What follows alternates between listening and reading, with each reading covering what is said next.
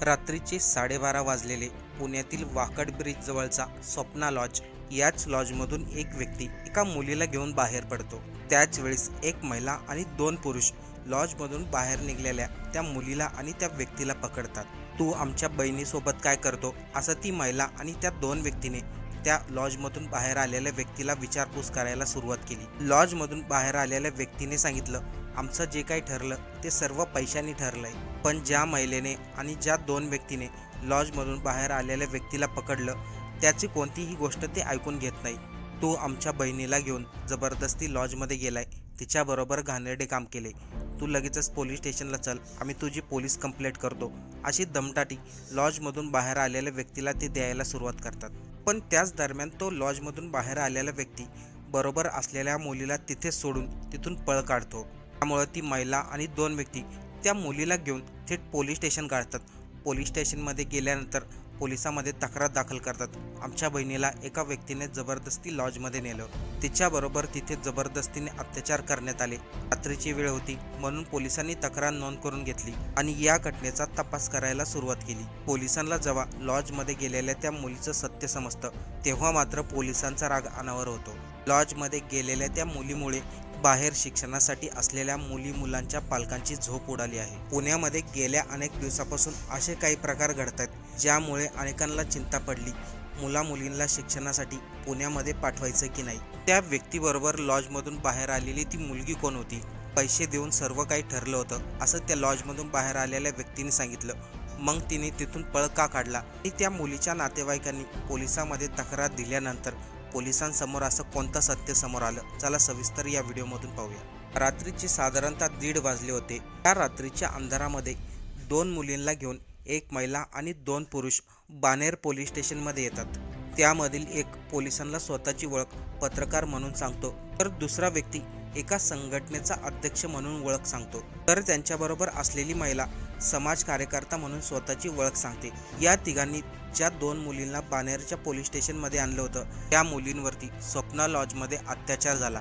तेव्हा त्या मुलींनी मदतीसाठी आम्हाला फोन केला म्हणून आम्ही या मुलींना पोलीस स्टेशनमध्ये घेऊन आलो, असं त्या व्यक्तीने पोलिसांना जबाब दिला. रात्रीची वेळ झाली होती, त्यामध्ये महिलावरती अत्याचार झाल्याचा गुन्हा सर्व लक्षात घेऊन पोलिसांनी या घटनेचा वेगाने तपास करायला सुरुवात केली.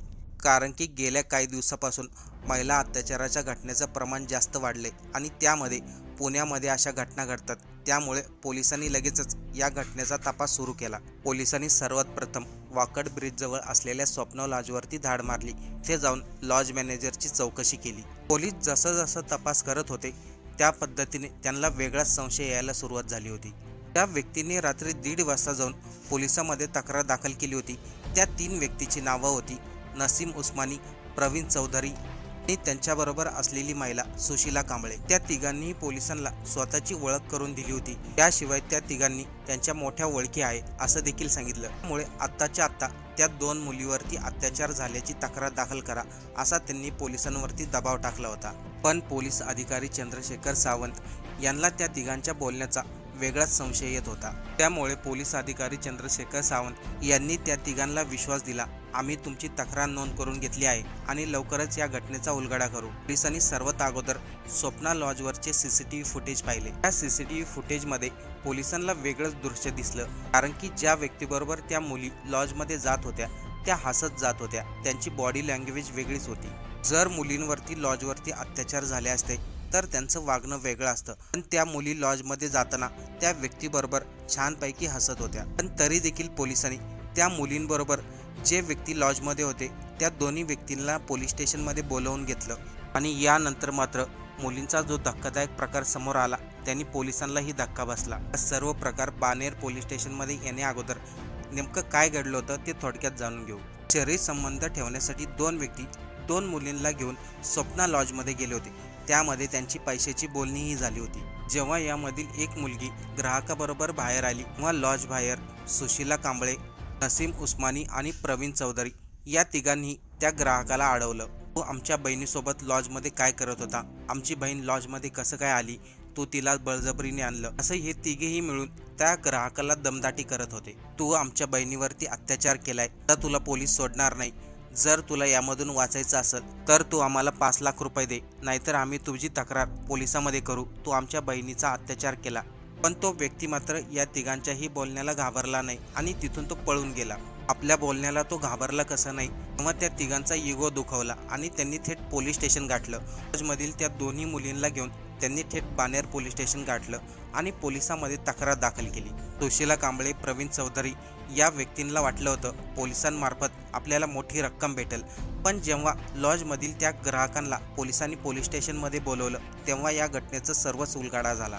लॉजमधील त्या दोन्ही मुलींना महिला पोलीस अधिकाऱ्याने विश्वासात घेतलं आणि त्यांच्याकडून पूर्ण माहिती घेतली. तेव्हा त्या दोन मुलींनी सांगितलं संपूर्ण खेळ सुशीला कांबळे आणि तिच्याबरोबर असलेल्या 2 साथीदाराने रचलाय. एक पीडित मुलगी कॉलेजला होती तर दुसरी मुलगी घर काम करून पैसे कमवायची.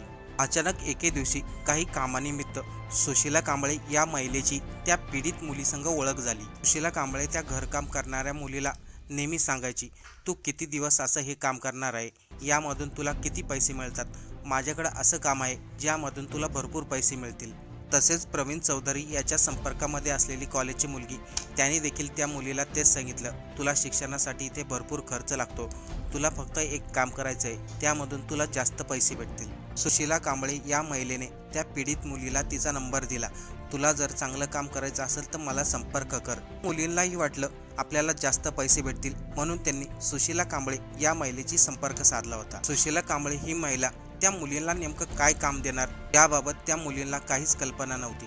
त्या मुलींना एवढंच सांगण्यात आलं होतं, लॉजमध्ये जाऊन तुम्हाला व्यक्तीबरोबर शारीरिक संबंध ठेवायचे, त्या बदल्यात तुम्हाला जास्त पैसे भेटतील.